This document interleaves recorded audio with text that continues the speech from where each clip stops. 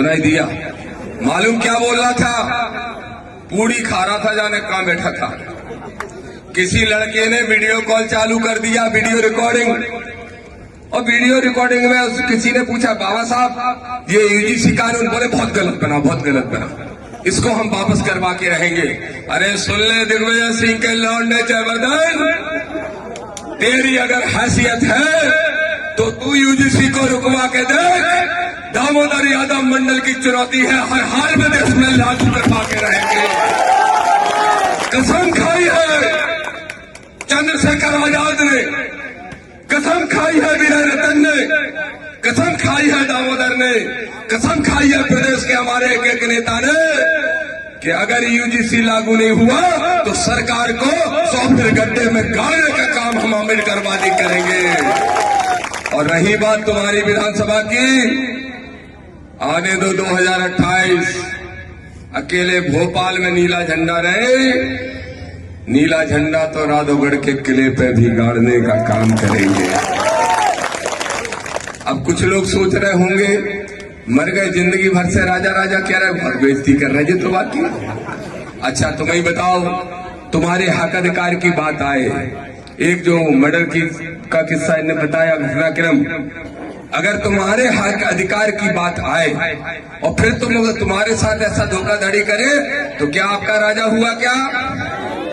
अरे सुन लो आरोन विधानसभा के यादवों, सुन लो धाकर किरार समाज के लोगों, गलती तो दामोदर और चंद्रशेखर से हो गई। कितने से जीता ये लड़का? 4 से, मतलब 2000 वोट इधर के इधर, सही हो जाते चित्त। इन्होंने सभा रखी थी, हमारा हेलीकॉप्टर फंस गया मेरा और चंद्रशेखर भाई का। सेवड़ा की सभा करने के बाद प्रशासन ने जानबूझ के रतनगढ़ के पास जंगल में रुकवा दिया था कि ये दिग्विजय सिंह के यहाँ नहीं पहुंच पाए, हम नहीं पहुंच पाए। लेकिन हम दोनों भाई अगर एक बार आ जाते तो बताओ चोरो हो जाते कि नहीं? पानी भर रहे होते पानी, और चिंता नहीं करो 2028 आन दो, फिर से पानी भरवाने का काम कर देंगे मेरे भाइयों।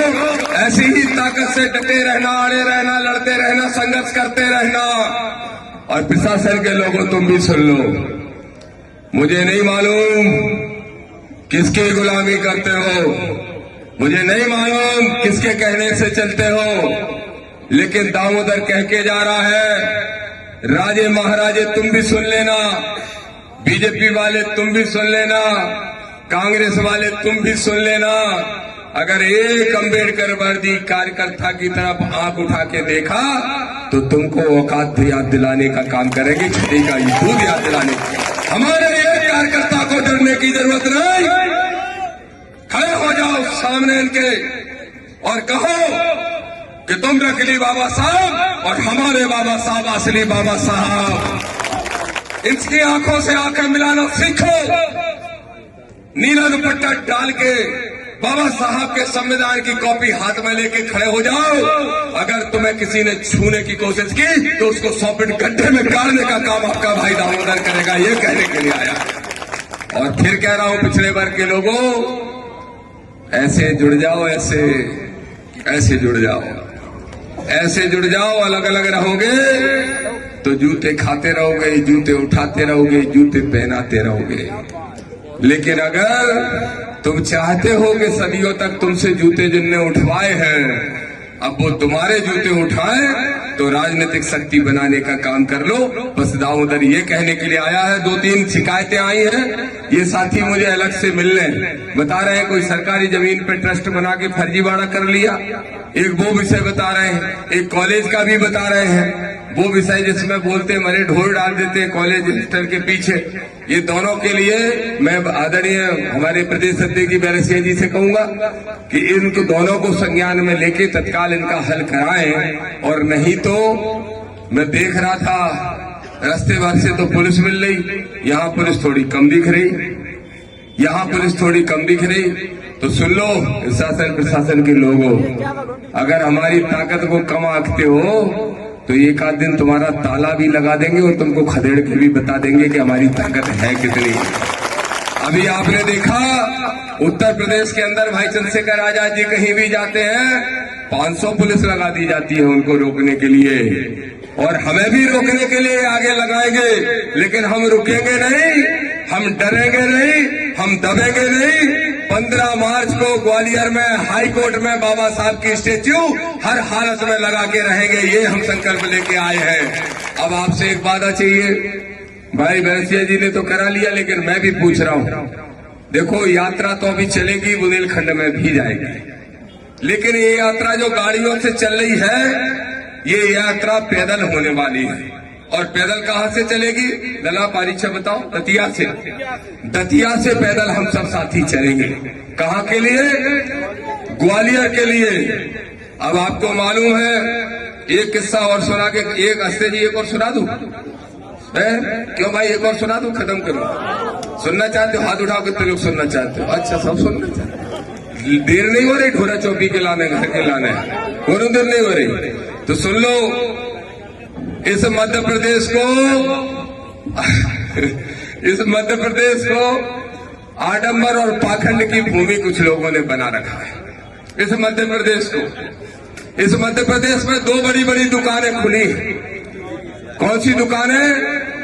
धर्म के धंधे की दुकानें, जो तुमको हमको मूर्ख बनाते हैं, और सबसे ज्यादा तो पिछड़ा वर्ग को मूर्ख बनाते हैं। देखो इस देश मध्य प्रदेश में 2 बाबा हैं। एक है पर्ची वाला बाबा। कौन? पर्ची वाला। क्या नाम है जानते हो? जोर से बताओ, कम सुनाई पड़ा।